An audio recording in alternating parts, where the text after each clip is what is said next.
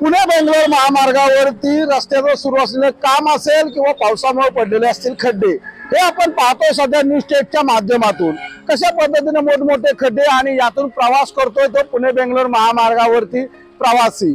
अक्षरशः प्रवाशांचं होत असलेलं हाल, त्यामुळे सातारा, सांगली, कोल्हापूर, पुणे या मार्गावरती 3 तासाचा लागणारा वेळ आता जवळपास 7 ते 8 तास लागत आहे आणि या पूर्ण वेळ जात असल्यामुळे लोकांचं मोठं हाल होत आहे, आरोग्याचा हाल होत आहे, त्यांचा वेळ जात आहे, प्रवास मोठा लांबवला जात आहे, आर्थिक त्यांचं नुकसान होत आहे।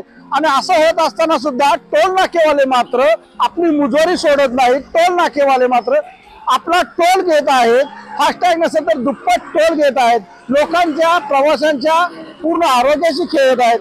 अशा वेळी काँग्रेस मनसेनंतर आता पुणे बेंगलोर महामार्गावरती शनिवारी 3 ऑगस्टला आंदोलन छेडणार आहे। आताच एक कमी व्हीसीवर सर्व पश्चिम महाराष्ट्रातल्या काँग्रेसच्या कार्यकर्त्यांनी चर्चा केली। टोलचा प्रचंड मोठा विषय झालेला आहे। हायवेचं नवीन बांधकाम चाललेलं आहे आणि त्यावर बांधकाम चालू असताना देखील पूर्णपणे टोल घेतला जातोय। जायला पुण्याहून कोल्हापूरला जायला 7-7 तास लागायला लागलेले आहेत।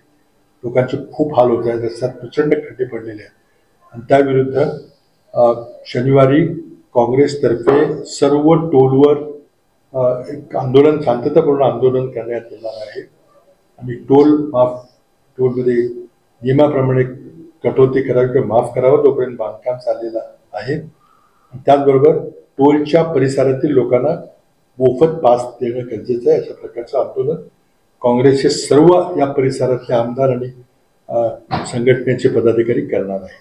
असतील विश्वजित कदम यांच्यासोबत सतेज बंटी पाटील दंगेकर, हे किनी टोल नाका असेल, तासवडे टोल नाका, त्यासोबत पुण्याचा खेडशिवापूर टोल नाका या ठिकाणी आंदोलन करण्याचं सांगितलं जात आहे। न्यूज स्टेट महाराष्ट्रासाठी विशाल पाटील, कराड, सातारा।